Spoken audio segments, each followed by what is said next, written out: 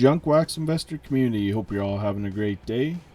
I hope you're all ready to see some awesome vintage cards. We'll be taking a look at the 15 most expensive vintage cards that sold in November. All the auction houses in eBay were scoured, and we ended up with some pretty awesome cards here. So let's not waste any time and let's get into it. Starting things off for us in the 15th spot from 1953 Topps, we have Mickey Mantle graded at PSA 8.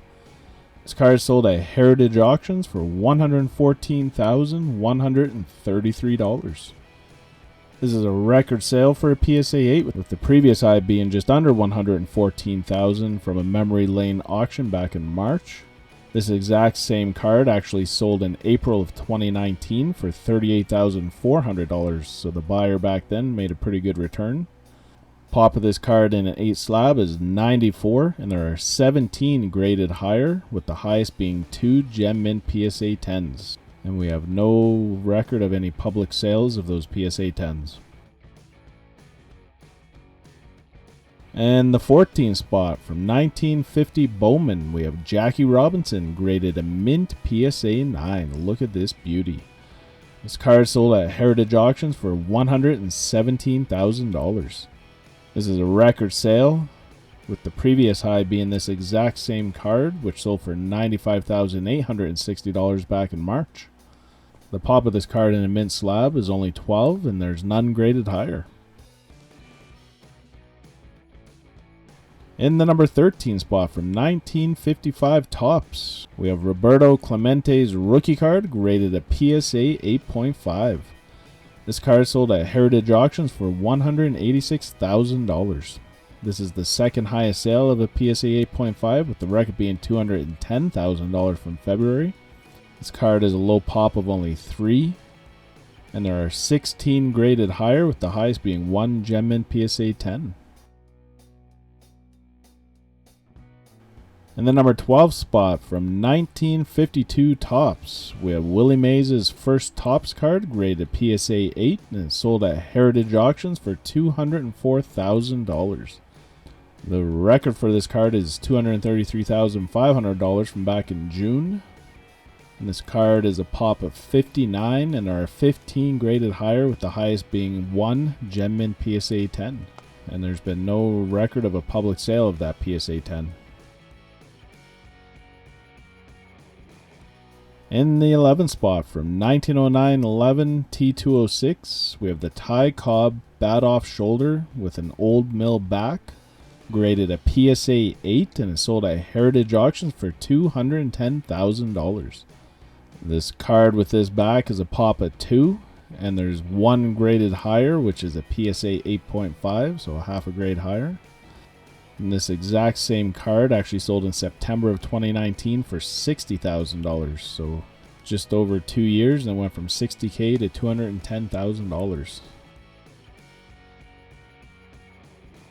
In the number 10 spot from 1953 Topps, we have Jackie Robinson graded mint PSA 9 and sold at Heritage Auctions for $252,000. This is the second highest sale for a mint 9, with the record being just over $295,000 from October. This card in a mint slab is a pop of 8, and there's 1 higher graded Gem Mint PSA 10. In the number 9 spot from 1938 Gaudi Heads Up, we have Joe DiMaggio graded a mint SGC 96, which is a mint 9, and is sold at Heritage Auctions for $276,000. In a mint 9 SGC slab, this is a pop 1, and there's none graded higher. And for comparisons, the highest graded at PSA is also a mint 9, and there are 3 of them. In the number 8 spot from 1933 Gaudi, we have the Babe Ruth number 144 card graded an SGC 8. This card is sold at Heritage Auctions for $288,000. The pop of this card in SGC 8 slab is only 9, and there are 5 graded higher, with the highest being 2 mint SGC 9s. For comparisons, a PSA 8 sold on December 5th, so just a couple days ago, will probably be in the December video.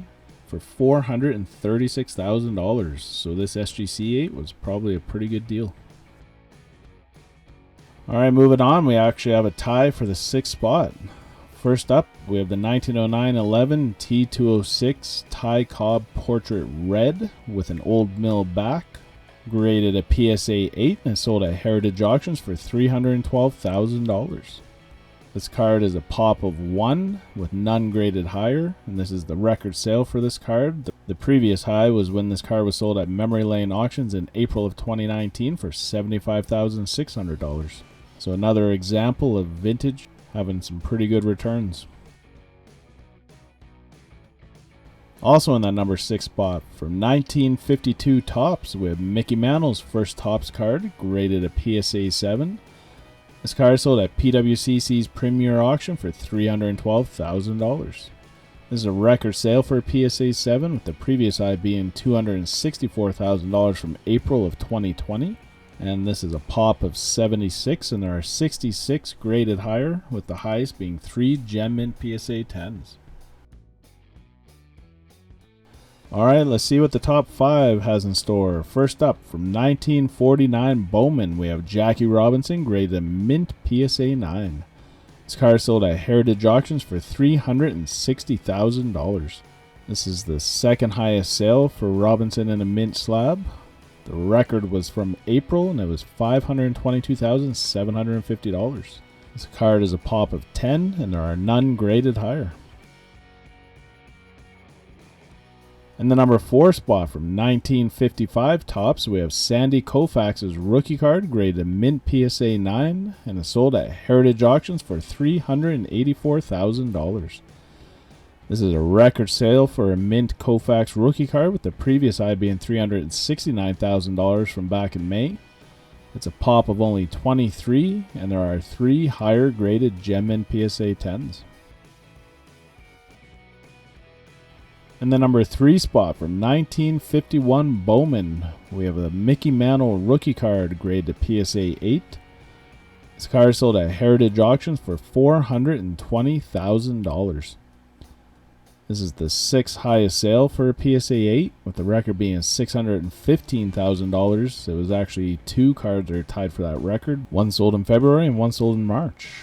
Pop of this card in PSA 8 slab is 53, and there are 10 graded higher, 1 Gem Mint PSA 10, and 9 Mint PSA 9s. In the number 2 spot, from 1948 Leaf, we have Jackie Robinson's rookie card, graded to PSA 8. And this card sold at Heritage Auctions for $444,000. This is a record sale for this card in an 8, with the previous high being just under $401,000 from December of 2020. The pop of this card is 40, and there are 8 graded higher. There's 1 PSA 8.5 and 7 Mint PSA 9s. And topping the vintage list for November, from 1916 M101-4 Sport News, we have the Babe Ruth blank back rookie card, graded a PSA 7. And this card sold at Mile High Card Company for $2.4 million. This card is a low pop of only 2 in a PSA 7 slab, with none graded higher. And this was a record sale, with the previous high being this exact same card, which sold in October of 2017 for $600,000.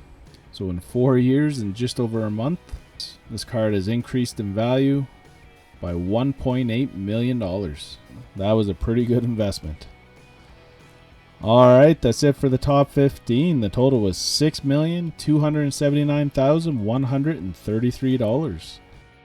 That's a pretty good total for November. Down a bit from the previous month in October, but definitely way up from that low total in September. So I can't wait to see what December brings, see if we can finish the year off strong. Let me know in the comments below what your favorite cards were. If you like this list, please be sure to hit that like button. And as always, enjoy the rest of your day and keep collecting. Thank you.